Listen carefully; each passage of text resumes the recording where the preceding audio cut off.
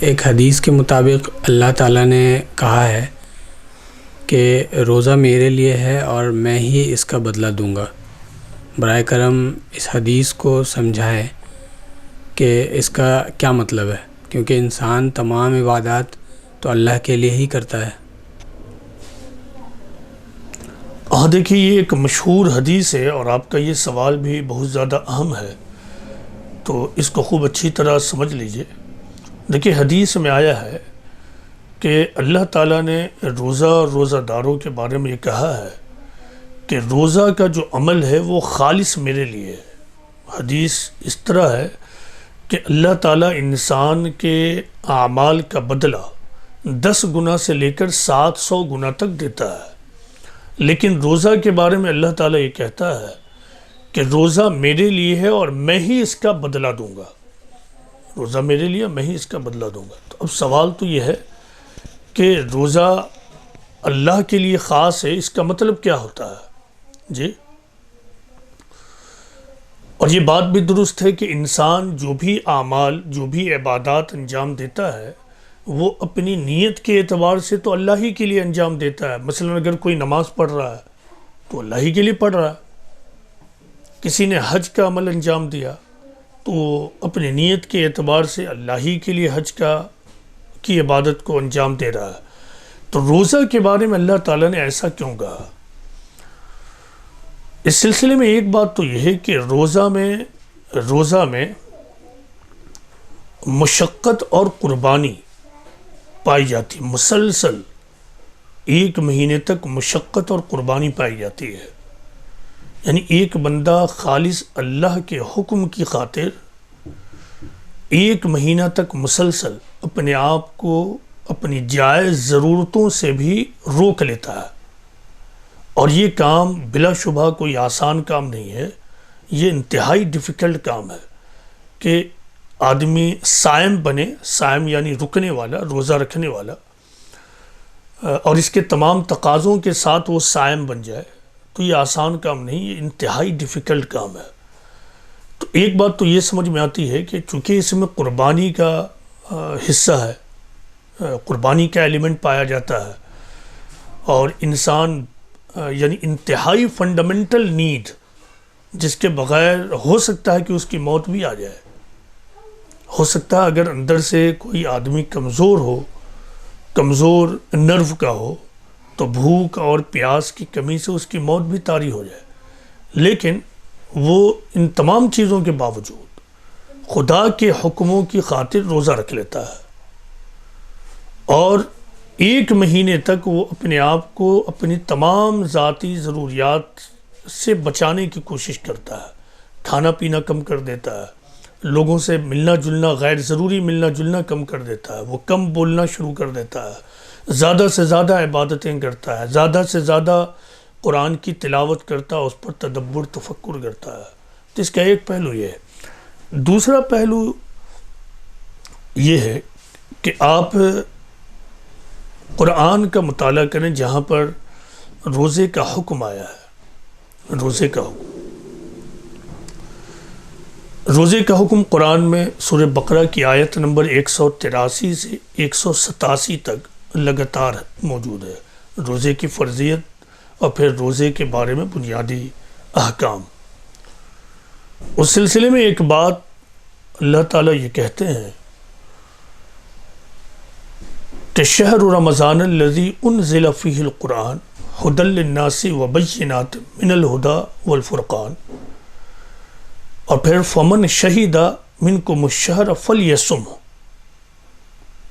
یعنی رمضان کا مہینہ جس میں قرآن کو نازل کیا گیا، شہر رمضان الذی انزل فیہ القرآن ھدی للناس،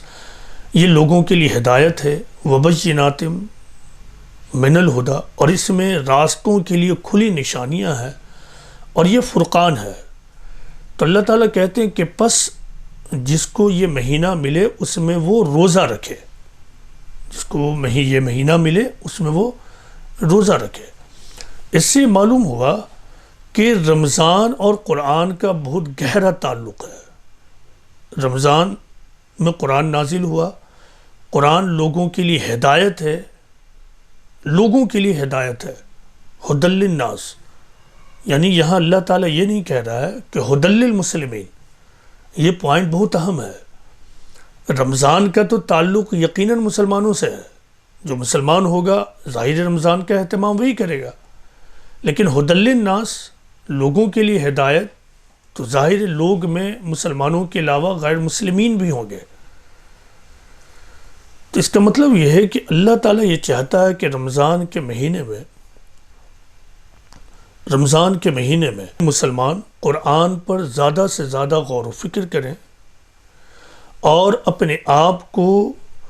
قرآن کا داعی بنائیں، یعنی قرآن کی ہدایت کو لے کر تمام انسانیت کے سامنے کھڑے ہو جائیں. اور چونکہ یہ کام آسان نہیں ہے، یعنی تمام انسانیت کے سامنے خدا کا پیغام لے کر وہی کھڑا ہوگا، یعنی دعوت اللہ کے لیے وہی شخص کھڑا ہوگا جس کے اندر دوسروں کے لیے خیرخواہی کا جذبہ ہوگا،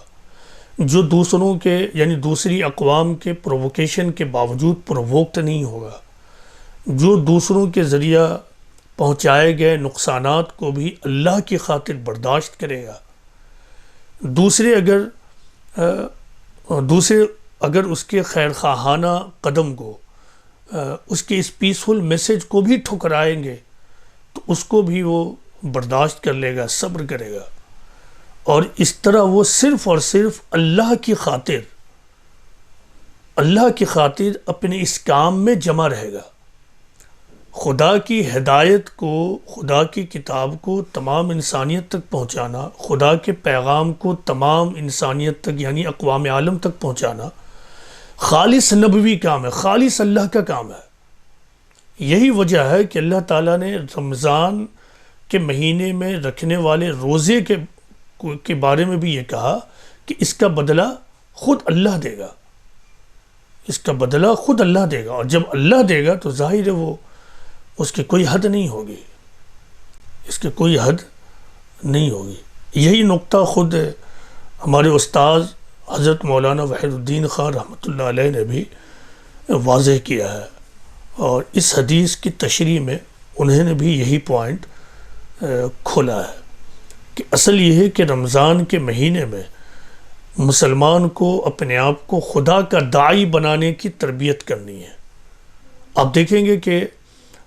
جب آپ اسلام کی تاریخ کو پڑھیں گے تو آپ یہ پائیں گے کہ بہت سارے غزوات خود رمضان کے مہینے میں ہوئے ہیں. غزوہ بدر، غزوہ تبوک وغیرہ، یہ سب رمضان کے مہینے میں ہوئے ہیں، یعنی سارے لوگ روزے سے ہیں. چونکہ یہ کام جو پیغمبر اور آپ کے ساتھی لے کر اٹھے تھے، یہ اتنا سخت ترین کام ہے کہ اگر جنگ کا میدان برپا نہ بھی ہو تب بھی ہر دن صورتحال وہی رہے گی. لوگ ٹھکرائیں گے، لوگ ریجیکٹ کریں گے، لوگ باتوں کو سننے کو تیار نہیں ہوں گے، لوگ مذاق بنائیں گے، پرووک کریں گے. لیکن ایک بندہ، ایک سچا مسلمان اپنے آپ کو صرف اللہ کی خاطر جمائے رکھے گا کہ مجھے خدا کا پیغام پہنچانا ہے. تو اس وجہ سے اللہ تعالیٰ نے غالباً یہ کہا کہ روزہ میرے لیے اور میں ہی اس کا بدلہ دوں گا. تو ہمیں چاہیے کہ ہم رمضان کے مہینے میں قرآن پر خوب زیادہ غور و فکر کریں، دینی محفل جمائیں، قرآن پر مذاکرات کریں، ڈسکشنز کریں، اور اس طرح اپنے اندر قرآنی شخصیت پیدا کریں، اور پھر یہ عہد کریں کہ ہم قرآن کو تمام انسانیت تک پہنچانے والے بنیں گے.